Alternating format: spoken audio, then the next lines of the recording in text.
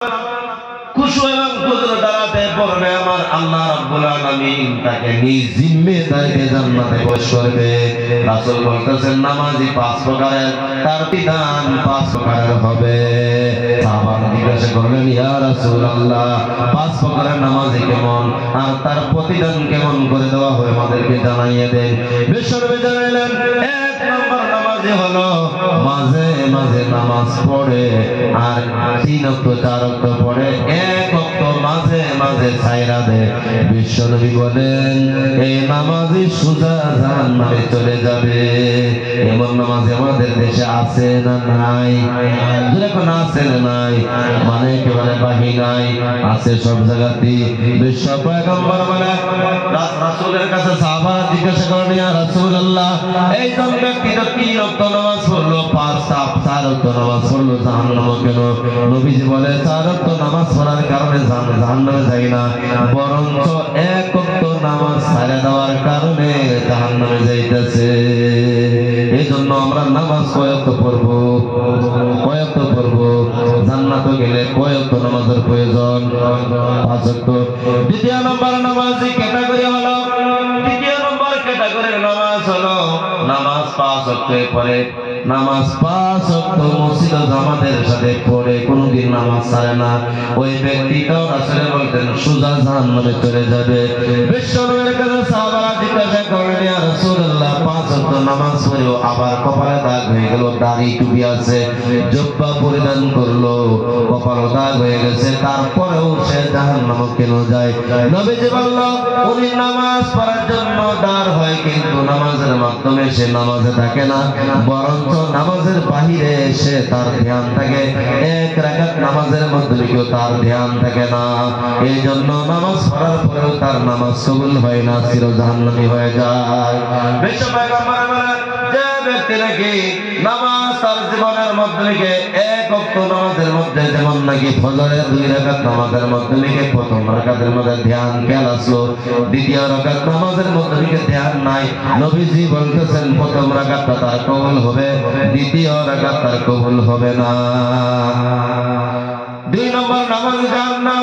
তৃতীয় নম্বর নামাজ হলো যে ব্যক্তি নাকি নামাজের মাধ্যমে দাঁড় হওয়ার পরে ধ্যানটা জায়গা আবার ধ্যানটা টানে আনে, আবার ধ্যান জায়গা ধ্যানটা টানে আনে, যেমন নাকি আমাদের হালত, কথা ঠিক না বেটি?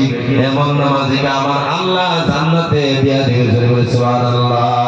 চতুর্থ নম্বর নামাজে যে ব্যক্তি নাকি নামাজ একদম খুশু এবং খুশুর দ্বারাতে পড়ে, ধ্যান ফেরের সাথে পড়ে, বিশ্বনবী বলেন ওই নামাজের ক্যাটাগরি হলো 2 নম্বর জান্নাত, সে আবু বকর উসমান আলীর সাথে জান্নাতে থাকবে। 5ম নম্বর নামাজে হলো যে ব্যক্তি নাকি 5 ওয়াক্ত খুশুর দ্বারাতে পড়ে, এরপরেও তারা রাত্রের সময় অধিকাংশ সময় তাহাজ্জুদ পড়ে, লম্বা লম্বা নামাজ পড়ে, রুকু সিজদা করে, ইশা তাহাজ্জুদ আওয়াবিন তাসের নামাজ পড়ে, নফিল নামাজ বেশি বেশি পাবন্দির সাথে পড়ে। ওই নামাজিরা আমার আল্লাহ রাব্বুল আলামিন বলতে রাসূল বলতেছেন ওই নামাজি ব্যক্তি বিশ্বনবী পয়গম্বর আমি মুহাম্মদুর রাসূলুল্লাহর সাথে নামাজি আমি আমার সাথে বেহেশতে প্রবেশ করবে আর আমার সাথেই সে বেহেশতের মাধ্যমে থাকবে। জোরে বলি সুবহানাল্লাহ। আয়েশা হুমায়রা রাদিয়াল্লাহু আনহা জিজ্ঞাসা করলেন ইয়া রাসূলুল্লাহ হাসরের ময়দানের মধ্যে কোটি কোটি উম্মত থাকবে, কোটি কোটি উম্মতের ভিতরে আপনার উম্মতকে কেমন করে আপনি চিনবেন? বিশ্বনবী বলেন একেবারে সোজা ব্যাপার, আমার উম্মতকে চেনার জন্য আল্লাহ রাব্বুল আলামিন আমার উম্মতকে চেনার ব্যবস্থা করে দিয়েছেন। আল্লাহ কোরআনে বলে দিয়েছেন ইয়া আইয়ুহাল্লাযীনা আমানু ইযা কুমতুম ইলাস সালাতি ফাগসিলু ওয়ুজুহাকুম ওয়া আইদিয়াকুম ইলাল মারাফিকি ওয়ামসাহু বিরুউসিকুম ওয়া আরজুলাকুম ইলাল কা'বাইন। জোরে বলি আল্লাহু আকবার। বিশ্বনবী পয়গম্বর বলতেছেন আয়েশা হুমায়রা রে আমার উম্মত চেনার জন্য আমার আমার আল্লাহ রাব্বুল আলামিন ব্যবস্থা করে দিয়েছেন। আমার আল্লাহ বলে দিয়েছেন, ও নবীজি, আপনার উম্মত যখন নামাজের জন্য দণ্ডমান হবে তাদেরকে বলে দাও তারা যেন মুখমণ্ডল দৌত করে, দুই হাত পুরুষে দৌত করে, মাথা মোছা করে, দুই পাও টুকরো দৌত করে, ওযু করে তারা যেন নামাজ পড়ে। তারা যদি নামাজ পড়ে কি ফায়দা হবে? বিশ্ব পয়গম্বর আয়েশাতুল হুমায়রাকে বলতেছে, আয়েশাতুল হুমায়রা রে, যে ব্যক্তি নাকি এই 5 ওয়াক্ত নামাজের আগে 5 বার ওযু করে নামাজ পড়বে, আমার আল্লাহ রাব্বুল আলামিন তাদের চেহারাগুলি নূরের দ্বারাতে ঝলমল করাইতে দেখবে। আয়েশাতুল হুমায়রা একটা ময়দানের মধ্যে যদি কালো রঙের হাজার হাজার লক্ষ লক্ষ গোরা থাকে আর একটা গোরার কপাল যদি সাধু থাকে, আয়েশা রে, তুমি ওই সাধু কপাল ওলা গোরাটা চিনতে পারবা কি পারবা না? আয়েশাতুল হুমায়রা মুশকে আসবে, বললেন, ইয়া রাসূলুল্লাহ, যেমন কঠিন ছিল তেমন সোজা ব্যাপার হয়ে গেছে, একেবারে আপনার উম্মতকে চেনা সোজা হয়ে গেছে, সহজ হয়ে গেছে। বিশ্বনবী বলেন, যে ব্যক্তি নাকি 5 ওয়াক্ত নামাজ পড়লো, 5 বার ওযু করে নামাজ পড়বে, তারাই আমার উম্মত হবে। তাদের চেহারা ওযুর অঙ্গ প্রত্যঙ্গগুলি কাল কিয়ামতের দিন নূরের দ্বারাতে ঝলমল করবে। আমি বিশ্ব নবী চিনতে পারবো এরাই আমার উম্মত। আমি তাদেরকে হাসরের ময়দান থেকে টানে আনে, আমি তাদেরকে সুপারিশের কোনো প্রয়োজন হবে না, তারা সোজা বিনা হিসাবে জান্নাতের মধ্যে প্রবেশ করবে। জোরে বলি সুবহানাল্লাহ। ও ভাইরা আমার, বুজুর্গ ভাইরা আমার, আমার প্রেম ভালোবাসার ও যুবক ভাইরা রে আমার, আল্লাহ রাব্বুল আলামিন 5 ওয়াক্ত নামাজ দিয়েছেন। 5 ওয়াক্ত নামাজের মধ্যে কি আমার আল্লাহ জান্নাত রাখছে। বিশ্ব পয়গম্বর বলতেছেন, জান্নাতের দরজা হলো 8টা, জাহান্নাম হলো 7টা। রে ভাই, কয়টা জাহান্নাম? 7টা জাহান্নাম। বিশ্বনবী বলতেছেন, আসসালাতু মিফতাহুল জান্নাহ, জান্নাত নামাজ হলো জান্নাতের চাবি, নামাজ হলো জাহান্নামের চাবি। ধরে বলে সুবহানাল্লাহ, আর জোরে বলে সুবহানাল্লাহ। বিশ্বনবী বলতেছেন, যোহরের 4 রাকাত নামাজ পড়ার সাথে সাথে যখন সালাম ফিরাই, সঙ্গে সঙ্গে আমার আল্লাহ এই নামাজের জন্য জান্নাতের 7টা দরওয়াজা খুলে দেয়। জোরে বলে সুবহানাল্লাহ।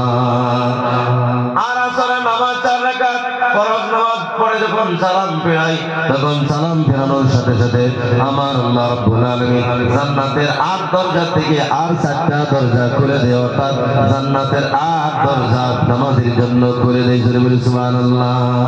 এবার জাহান্নামের 7টা দরজা আছে। বিশ্বনবী বলেন, মাগরিবের 3 রাকাত নামাজ, এশার 4 রাকাত নামাজ যে ব্যক্তি পড়বে সালাম ফেরানোর সাথে সাথে আমার আল্লাহ রাব্বুল আলামিন জাহান্নামের 7টা দরওয়াজা বন্ধ করে দেয়। সুবহানাল্লাহ।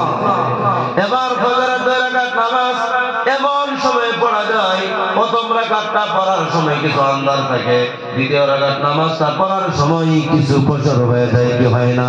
নবীজি বলেন, তার মধ্যে থেকে আল্লাহর রহস্যজনক বস্তু রেখে দিয়েছে। বলবো কি বলবো না? কম সংখ্যক মানুষ বলতেছে, বলেন, মনোযোগ দিয়ে বলি, বলবো? বিশ্বনবী বলতেছেন, ফজরের প্রথম রাকাত ফরজ নামাজটা, দ্বিতীয় রাকাত নামাজটা কিছু ফজরের মধ্যে তার ভিতরে রহস্য আছে। বিশ্ব পয়গম্বর বলতেছেন, প্রথম রাকাত নামাজটা পড়ার সাথে সাথে, আন্দারের নামাজটা পড়ার সাথে সাথে আল্লাহ এই নামাজের রাতের সমস্ত গুনাহগুলি মাফ করে দেয়। আর দ্বিতীয় রাকাতটা নামাজ পড়ার সাথে সাথে আমার আল্লাহ দিনের গুনাহগুলি আল্লাহ মাফ করে দেয়। সুবহানাল্লাহ। এবার বলেন, 5 ওয়াক্ত নামাজি ব্যক্তি জান্নাতের দরওয়াজা খুলে দিল, জাহান্নামের দরজা বন্ধ করে দিল। নামাজ পড়লে দিনের গুনাহ মাফ হয়ে যায়, রাতের গুনাহ মাফ হয়ে যায়। নামাজি ব্যক্তির শরীরে আর কোনো পাপ থাকে না। কথা ঠিক না বেঠিক? বিশ্বনবী বলেন, আরো কিছু পাপ হয়ে যায়। তোমরা ফজর নামাজ পড়লা, যোহর পর্যন্ত তোমরা বাজারে গেলা, হাটে গেলা, দোকানে গেলা, ব্যবসাতে গেলা, বাণিজ্য গেলা, চাকরিতে গেলা, নৌকরিতে গেলা, আদালতে গেলা, ক্ষেত খামারে গেলা, তোমাদের চোখের দ্বারাতে, হাতের দ্বারাতে, পাওয়ার দ্বারাতে, কানের দ্বারাতে, মাথার দ্বারাতে গুনাহ হয়ে গেল, সগীরা গুনাহ। নবীজি বলতেছেন, তোমরা ফজরের নামাজ পড়লা এক ওযু দিয়া, যোহরের পর্যন্ত তোমাদের বহুত গুনাহ হয়ে গেল। নামাজের আগে যদি জোহরের আগে নতুন একটা ওযুর দ্বারাতে তুমি যদি নামাজটা পড়ে দাও, এই ওযুর দ্বারাতে সমস্ত গুনাহগুলি তোমার মাফ হয়ে যায়। সুবহানাল্লাহ। এই জন্য 5 ওয়াক্ত নামাজের আগে একটা করে নতুন ওযু নিবেন। প্রত্যেক ওযুর দ্বারাতে মধ্যবর্তী সময়ের গুনাহ আল্লাহ মাফ করে দেয়। জোরে বলে সুবহানাল্লাহ। এই জন্য আমার আল্লাহ 5 ওয়াক্ত নামাজ পড়ার তৌফিক দান করুন। জোরে বলে আমিন। নামাজের লম্বা লম্বা হাদিস কাহিনী আছে, আমি বলতে চাই না, বহুত দেরি হয়েছে। আল্লাহ আমাদের সকলকে আমলের তৌফিক দান করুন। দুস্থ বুজুর্গ বানাত মাদ্রাসা একটা দরকার আছে কি আছে না? কার কার দরকার নাই হাত উঠায় দিই। হাত উঠাইছে বানাত মাদ্রাসা কেন হাত উঠাইছেন কে? আচ্ছা বলছেন আপনারা কারা কারা আল্লাহ দেখছেন? আপনারা দেখছেন, আল্লাহ দেখছেন। আজরাইল দেখছেন? আজরাইল দেখছেন নাকি? করোনা ভাইরাস শুরু দেখছেন না? এটা আজরাইল জান করছে তাই না, রুল ডান্ডা নিয়ে আসছিল এই করোনার সময় পিটাইবার জন্য। দেখছেন না? হ্যাঁ, এটি গজবের ফেরস্তা আসলো। তো সকলে ইনশাআল্লাহ বানাত মাদ্রাসা লাগে তো ইনশাআল্লাহ। এই বানাত মাদ্রাসা একটা টিকে রাখার জন্য হাদিসের মধ্যে আছে যে